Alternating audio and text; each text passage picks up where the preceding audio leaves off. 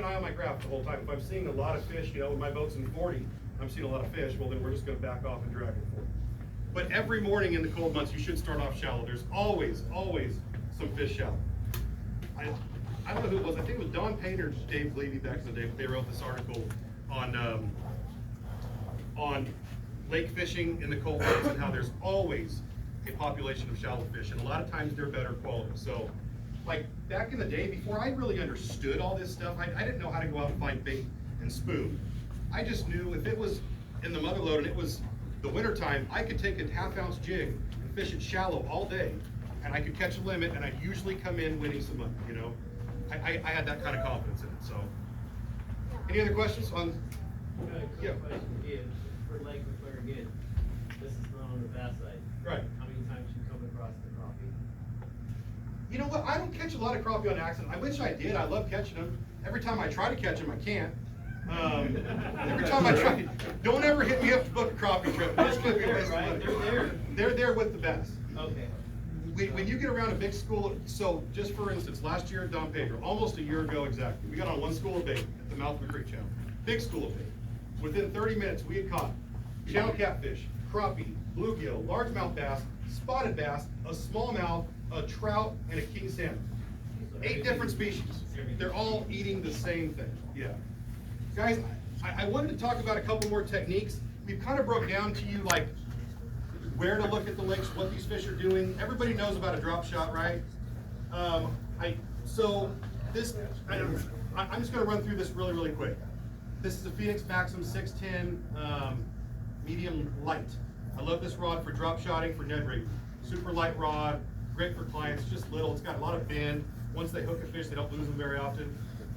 I like a little 2.8 swim bait a lot this time of year. Catches a lot of fish, great for beginners, great for kids, great for anybody. I mean, I enjoy fishing, and it's great for anybody that wants to catch a lot of fish. This time of year, I do like to go with a 3/8 ounce weight, not a quarter ounce, 3/8. Because I'm usually seeing these fish and dropping it to them. Sometimes I'll go to a half ounce, but you want it to get down quickly. One thing I can tell you, if you start drop shotting and doing your finesse fishing with a spear point hook, this is not, they don't pay me, these are just buddies of mine that have a great product. If you start using a spear point hook, you will absolutely lose less fish. We have an inside joke about it, but you have to get the pliers every time. If you've ever fished with me, I don't use pliers for anything, not even treble hooks, hardly ever. With that spear point, I have to get the pliers, which is a good problem to have if you're a guy. I'm fishing that on I usually fish this on a number 2 or number 3. Number 2 or number 3. If it's real small, a number 3. If it's a little bit bigger bait, a number 2.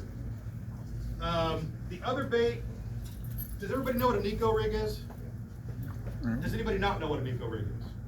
Okay, so a Nico rig, see, that's the easier way to ask that question, isn't it? I've never been accused of being super bright, but that's the wrong thing. Point proven.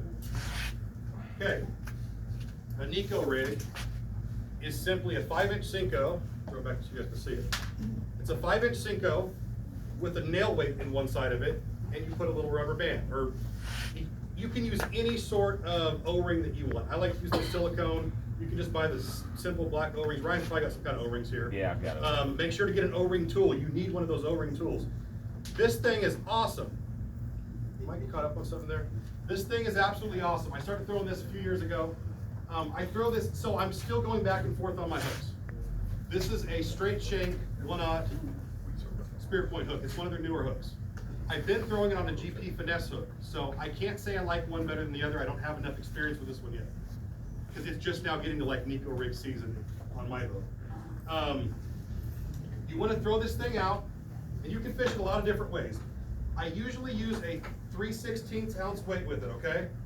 Almost always a 3/16. Sometimes I'll go 1/8 ounce if they're real shallow, but I find that when they're real shallow, that heavier weight and that faster fall will still get you more bites at a lighter weight most of the time. So I pretty much stick with 3/16. When you throw that thing out, you want to let it hit the bottom. And you can fish this shallow, deep. Think of this as a jig. This is just another bait to fish anywhere you fish a jig. There's just some days they'll hit that thin, that slimmer profile better than a jig. And there's days I catch bigger fish on this than a jig. So there's no there's no one size fits all with fly fishing. Every day is different. But a lot of times I just drag that thing real slow, and a lot of times I just kind of do that steady, just that shake, where that thing's just down there going, you know, it's just digging, just a steady shake. You don't want to pop, pop, pop, pop, pop, pop. You want to keep that on the bottom, keep it slow. What I've been doing a lot with this bait the last couple of years is when I see fish on the graph, and for some reason they're not hitting that drop shot, I drop that Nico rig down on them. I let it hit the bottom and I just kind of barely quiver it. I don't know what it is, but I've caught so many fish doing that the last 2 years on that bait. Again, 8-pound test fluorocarbon. Everything on my spinning rods, for the most part, it's a 10-pound braided main line, always 10, not 15. It needs to be 10. 15 has a little bit more diameter, so in deeper water, you get more of a bow in your line. You don't keep your line as straight. Very important to have 10. Plus, with 10, you can throw it quite a bit further than 15, which is important. And then 8-pound Seaguar Red Label leader. Any kind of 8-pound fluorocarbon is good. Even if you don't like fluorocarbon, even good old 6-pound Maxima makes great leader line. And I'm not one of those people that, oh my gosh, with fluorocarbon you get more bites. I don't believe that. I don't believe these fish are that smart that they can see, oh, there might be something hanging off of that. No. Fluorocarbon is superior to mono for most reasons because it is denser, so you feel the bite better. It is more, it's more sensitive. And also it has a little bit more abrasion resistance around rocks because it is denser. 3/16. 3/16. 8 ounce is great too, but I will go up to quarter if I'm fishing that thing in like 6 minutes. Any questions on the Nico rig? Yes, sir. Is that supposed to have your rod, or is that the 6-channel? I throw that on a 7.2 medium. That 7.2 medium, I throw a lot of stuff on. Nico rigs, shaky heads, weightless Senkos, you know, just all tubes. Oh, the other bait I want to talk about. Wait, do we have more questions on the Nico rig first? Do you think the leader size matters? Like, can we just put a 2-foot or 3-foot leader, or you need? You need at least, in my opinion, for visibility purposes, because we're using high visibility braid, right?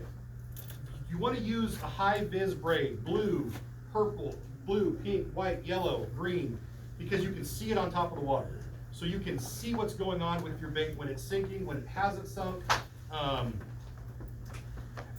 when it's on the bottom, when a fish hits it on the fall, because all of a sudden you can see that line speed up or stop before it should. High vis is important. Because you're using high vis, you want that fluorocarbon leader so the fish don't see the bright green line, right? So, in my opinion, minimum 6 foot. Minimum 6 foot. I usually run 20-foot leaders. But as a guide, that way I'm not tying a new leader all day long. I can usually fish that leader all day long.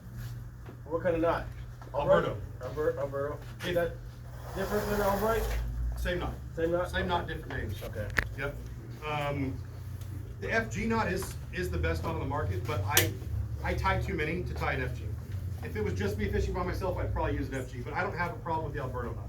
If you tie the Alberto knot, the book will teach you 10 wraps down, 10 wraps up. You want to go 6 and 6. 6 and 6. It won't slip on you, and the 6 and 6, it tightens down tight every time. 10 and 10, it's hard to get that knot super tight. It'll be good for like an hour, and then you'll cast it out. So if you're using bigger line, even 5 and 5 is fine, totally fine. Like 30-pound braid to 15-pound fluorocarbon, 5 and 5 that'll never slip on you. Any other questions on the Nico rig? I want to talk about one more bait, and then I just want to take some questions, you know? The other bait I like to throw a lot, first bait that was ever given to me, put in my hands back in the day, by my good buddy John Myers. A lot of you old school guys know what I'm talking about. Good old tube, 3.5-inch tube. 1/4 ounce dart head inside of it. Always a 1/4 ounce. Nah, sometimes 3/8 if they're really deep. This thing, if you book a trip with me, you will never show up and I not have one of these tied on the deck of my boat. I don't care what month it is. Super versatile. When they're shallow and they won't hit a jig real well, throw a tube. When they're deep and they won't hit a jig real well, throw a tube. If they're suspended and they won't eat that spoon or a drop shot, drop that tube down and spoon it. It spirals on the fall. There's something to this bait. A lot more people are throwing them now because I've been talking about this for a while, but still not a lot of people throw it. This is my Ned rig. okay? This is my Ned rig, this is my dart head worm. When people are throwing that stuff, I throw too. Almost always green pumpkin, black pumpkin. Brand doesn't matter. Two of my favorites would be Dry Creek. Lunker Daddy Fishing Lures and Atwater, he's a private guy, you can order online from him, that's what I use. And the Bass Pro Shop Tender Tube, great ones. But those are my three favorite. But any tube, any 3.5 inch tube is killer. Like, they're all basically the same. Always a Again, dart head? Always a dart head, not a. you can buy a tube head, but I use a lot of dart heads for different things. Like, if I throw a dart head worm once in a while,